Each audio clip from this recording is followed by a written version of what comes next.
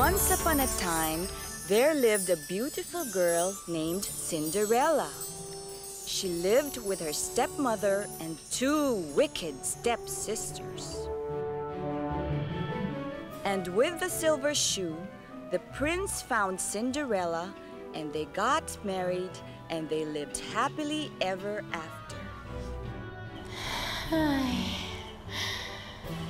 kailan kaya darating ang Prince Charming ko? Rosella! Ang aga-aga pa naglalakwatsa ka na! Kanina ka pa hinahanap ng ina! Pasensya na po, ate. Anong pasensya na? Umuwi ka na! Maghanda mo ang baon si inay! Opo, ate! Ate! Asawa mo maglakwatsa! Aga-aga! Ano ka ba?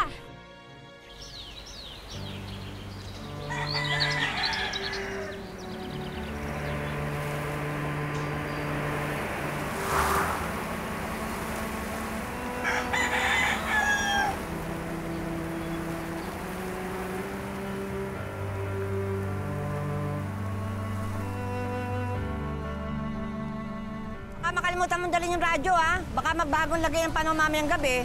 Batyas, namihan mo naman ang huli ng isda para may panghanda tayo bukas. Mag-ingat kayo!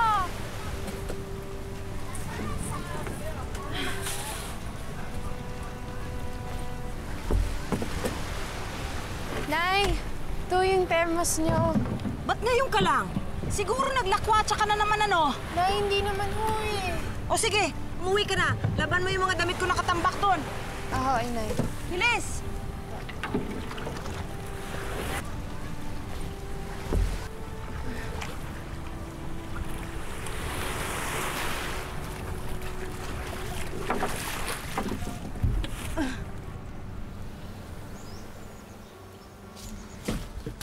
Ay, ito nga laban mo nga to.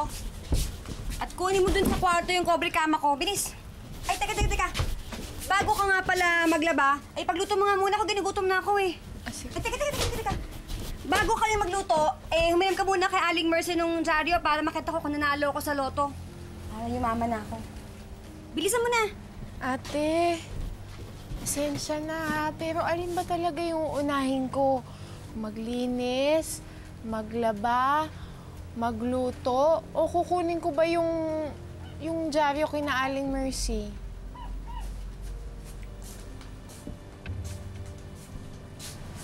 Nangiinis ka ba? Hi!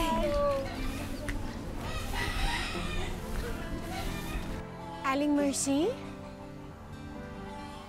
Aling Mercy? Aling Mercy!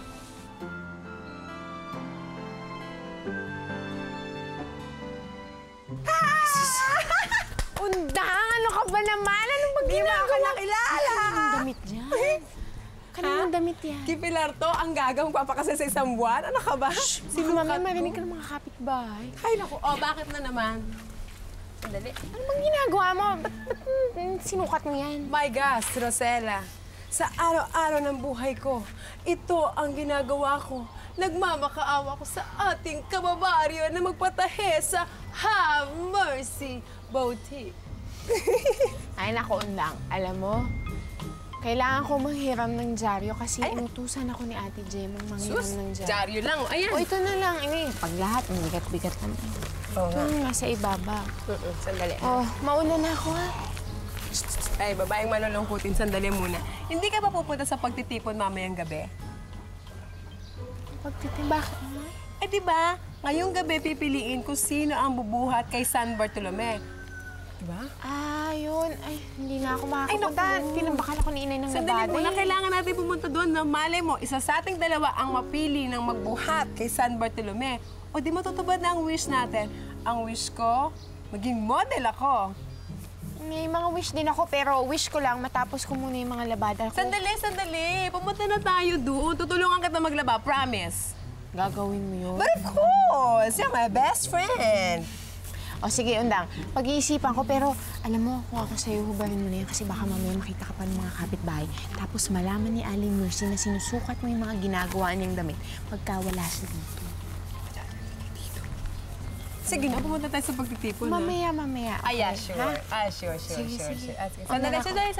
Ano mo ba? Mwah. Aray ko, ang sakit naman sa buto, no? Ano ka ba? Ano ba yun? Ganun talaga kasi yung mga model sa Maynila, pag nag-goodbye sila to each other, ganun ang ginagawa nila. Napanood ko sa TV kagabi. Alam mo, ikaw, Undang, punong-puno ka talaga ng kalokohan. Sige na, mauna na ako. Baka mamaya pagalitan ako ni Ate Promise, Gemma. tuturuan kita maglaba. Alright. Mga kababayo, magpatahi kayo ng damit dito sa amin. Have mercy.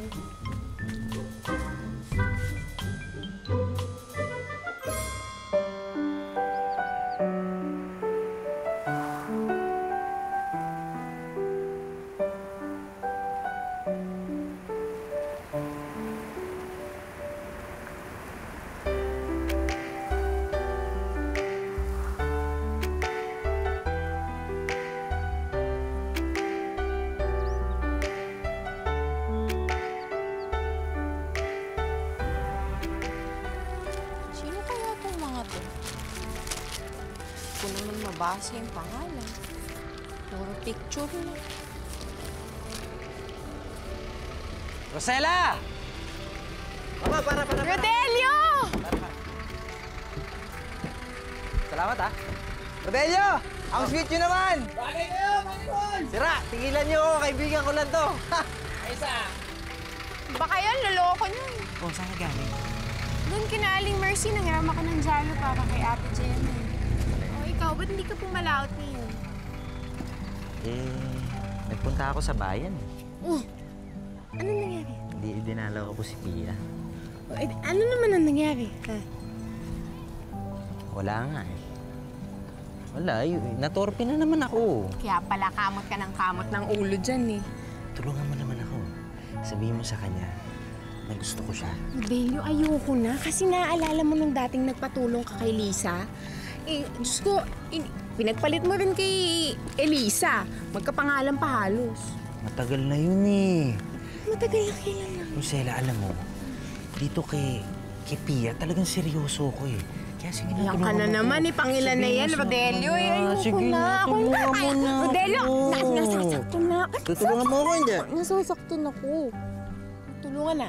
Oh, yan. Kita mo, yan ang gusto ko sa'yo. Ang bait-bait mo talaga. Alam!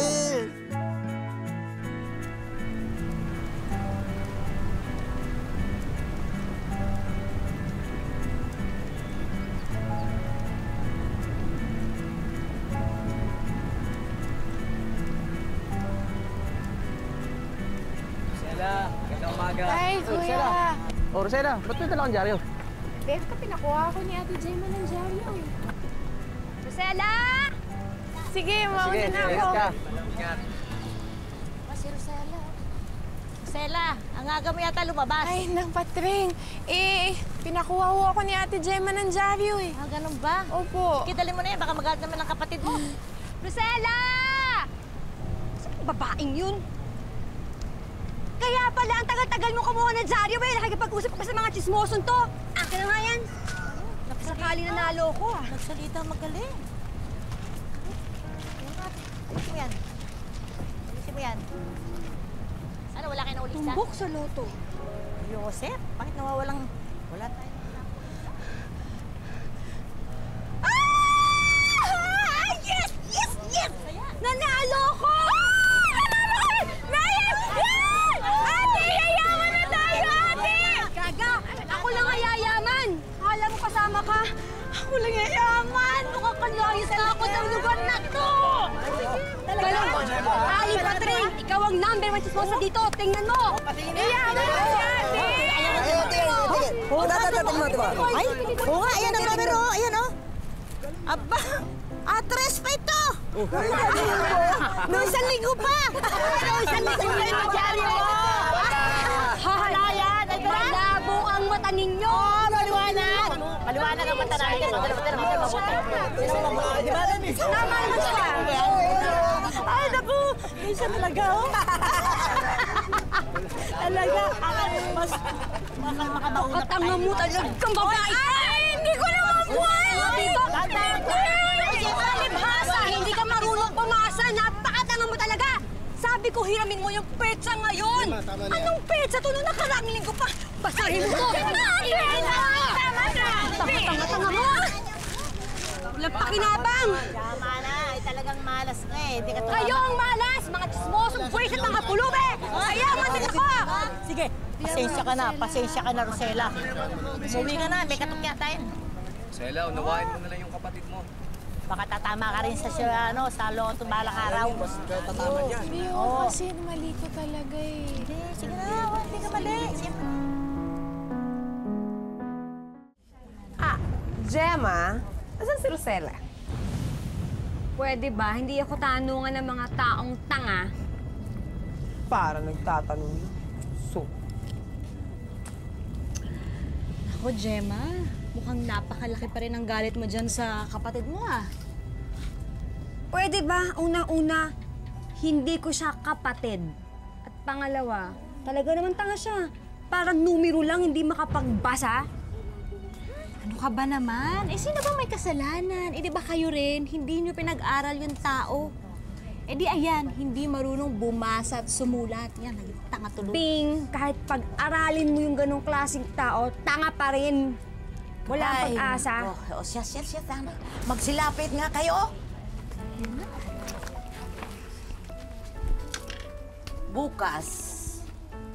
Bukas na ang parada ni San Bartolome sa dagat. At naghuhudyat na panimula na yan ng piyesta sa atin. At ngayong gabi, kailangang piliin ko na kung sino ang dalagang magbubuhat ng santo bukas. At alam naman ninyo na may paniwala tayo, ano? Na kung sino ang mapili natin ngayong gabi na magbubuhat ng santo ay biyayaan ng swerte. Yes! Gemma, baka sakaling ikaw ang mapili magbuhat ng santo. Baka manalo ka na niyan sa loto. Naramdaman ko na. Ayan Balato ka? Siyempre. Tahimik. Nasaan kaya ang kalapati na aking, buhian? Naku, mukhang uulan yata. Mukhang may bagyo. Ano na si Inay?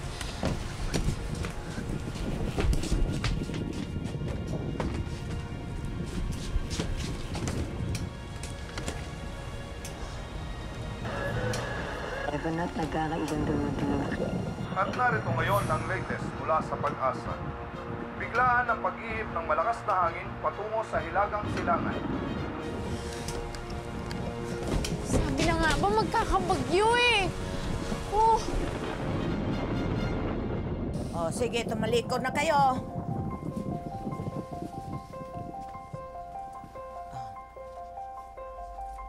Pakawalan ko na itong kalapati, ha? At kung sino naman ang dapuan nito, ang siyang magbubuhat ng santo bukas.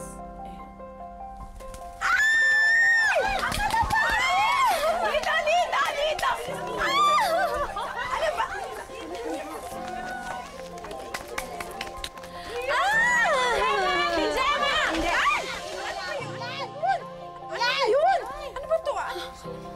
Ate Gemma, sandali lang ang inay. Sabi sa radyo, babagyo daw eh. Ano ba to? Rosela! Alam mo ba kung bakit ka merong kalapati? Hindi. Ate Gemma, ang inay. Sandali. Rosela, ikaw ang magbubuhat ng santo! Oo, Rosela, ikaw ang mapalad na magbubuhat ng santo bukas. Talaga ho, aling galing. Yes, ayan. Kaya ba may kalapate? Mamalasin yan! Ang gitara?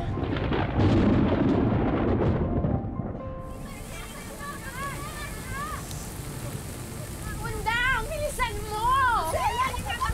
Kamachas! Kamachas! Ang inay ho! Ay nako, Rosela, ang tigas ng ulo ng nanay mo. Nagpaiwan siya doon.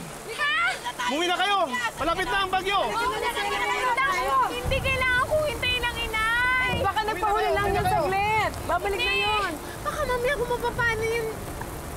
Rosela, alam mo, naiintindihan kita, pero hindi mo naman kinakailangang hintayin ang salubungan ng lahat ng ulan na ito. Halika na, Bres, halika na. Malakas na yung ulan. Halika na. Halika na. Berto! Nakatumpas si Rosela? tandiyan mo. Pasensya ka na, yung bahay ko eh. Rosella! Asan ba yung babae niyo? Rosella! Ate! Saan ka ba nanggaling babae ka? Ate, nagpunta ako ng dalampasigan kasi hinahanap ko si Inay! Yung bubong ng bahay, halos na pa rin ng bagyo! Kumuha ka ng pansahod! Kahit ano, planggana, tauna ko, no? Halika! Susunod na po ako! Ay! Naku! Yan ate mo! Alam ko sa ngala ko na! Ang init pa rin ng ulo! Rosella! Asan ka ba? Sa huli mo na yung mga tumutulo dito sa bubong! Naku, bumaba na ang buong bahay, Rosella! Ate Marian na! Saan ka magaling? Kumuha pa po ng batsa! Jesus! Ayan o, ang dami na. Iyan pa. Ay, ako, babasa ako. Diyos ko, alin ba uunahin ko dito? Ayan pa, ayan pa. Nay! Nay! Nay! Bitawan mo ako. Nay! Basang-basa ako, nakita Hindi mo naman eh. maligtas kayo. Alalang-alala na ako sa inyo, Nay. Akala ko kung na paano na kayo sa laot. Yung mga manok, ang intindihin mo, baka malunod. Oo, sandali lang. Ay, sukob.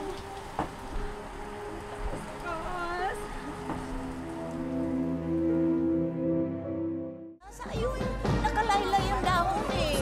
Naku. Oh, ikaw naman, simple. Oh, naku. Ay, naku, salamat na lang. Sana buwinasin mo lang ang ating nayong ngayon. Oh, kayo, mauna na kayo sa dalampasigan, ha? At ayusin ninyo ang pagoda. Oh, sige, mauna na kayo. Okay. Oo.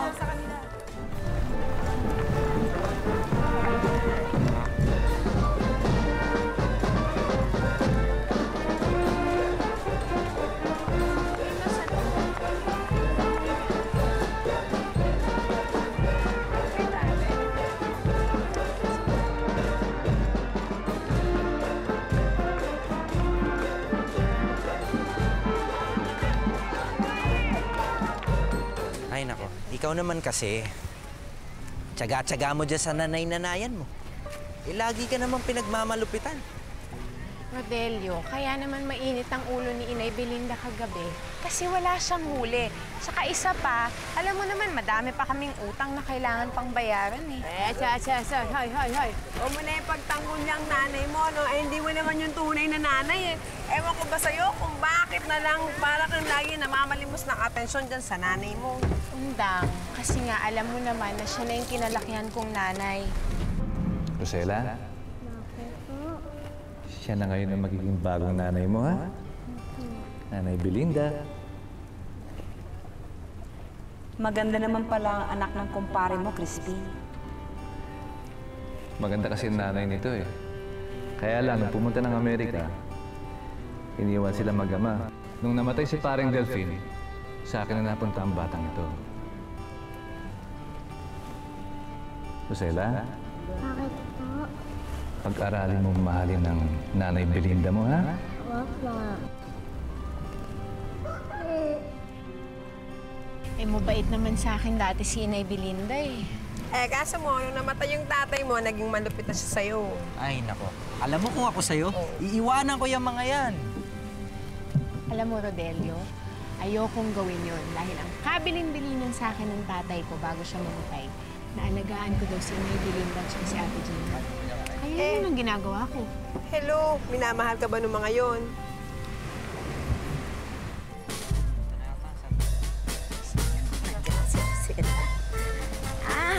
Rosella.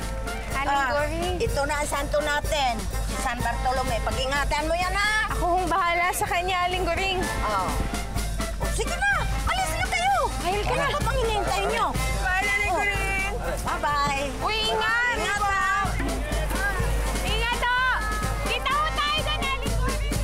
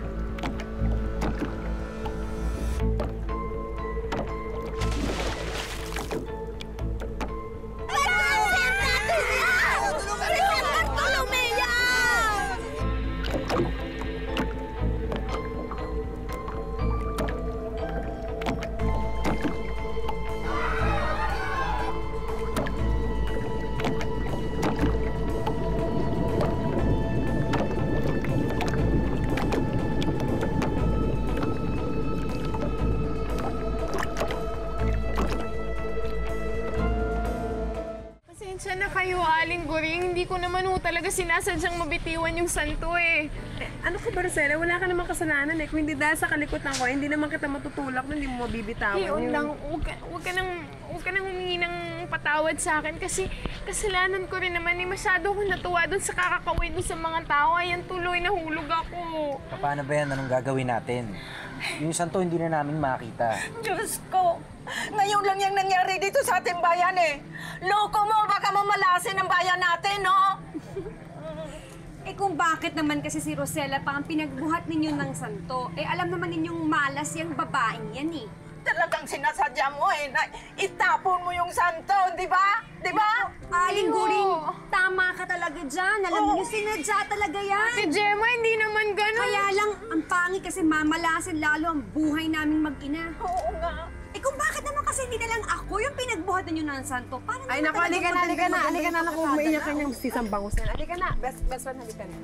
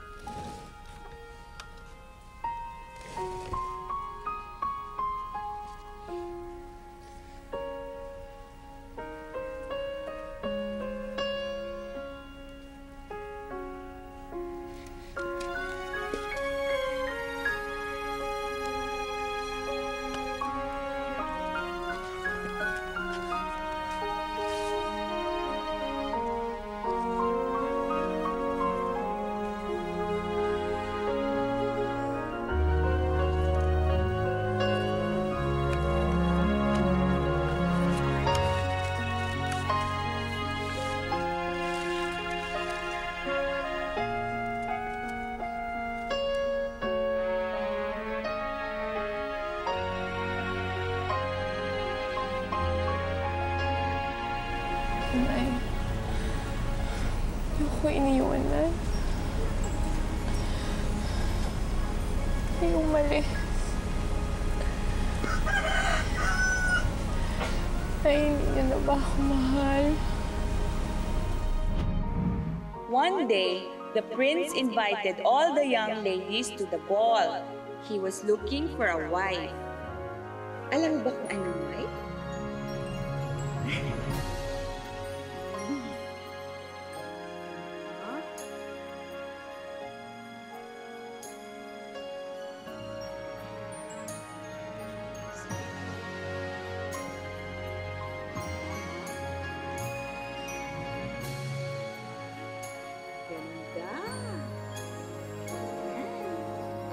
Oh, anong sasabihin mo?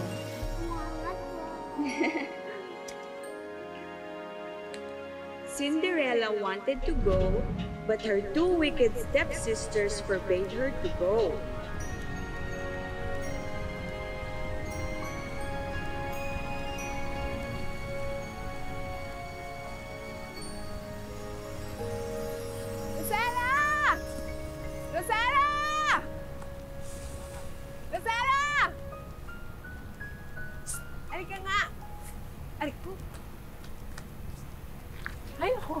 Rosella, oh.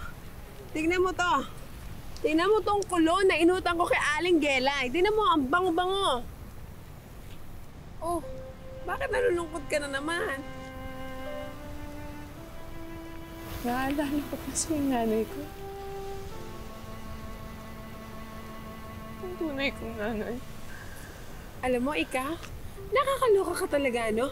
Ang dami-dami mong nanay, pero ni isa sa kanila, walang nagmamahal sa'yo. Hay nako, tigilan mo na yung kaka-iyak mo dyan. Oh, magpabungo ka. Tingnan mo tuloy ikaw. Tumatanda ka tuloy. Magkababata tayo eh. Mas mukha pa ang bata sa'yo. Mabango, di ba? Huwag ka na umiyak. Tama na yan. Tahan na. Magpabango ka. Para magmukha kang bata. Babaeng to. Ganda-ganda eh. Oh. Her name was Cinderella. Hoy! Anong princess yung sinasabi mo dyan, ha? Asan na bisita kung pinaplansya ko sa'yo? Ate, kasi... Kumakamot-kamot ka, wala? Ibig sabihin, maghapo ka nagbasa ng libro na yan? Okay lang. Ate, ano ba kasi to? Once upon a time, a Alam mo, itong mga ganitong mga fairy tale na mga libro na to, walang kwenta to. Kasi walang Prince Charming na darating sa buhay mo. Ate, Walang amin na kwenta kasi. to eh, oh. Once Ate, upon a wag! time. Ate! Ano pa to? Ano pa to? Ate! Cinderella is a little girl. A little girl pala.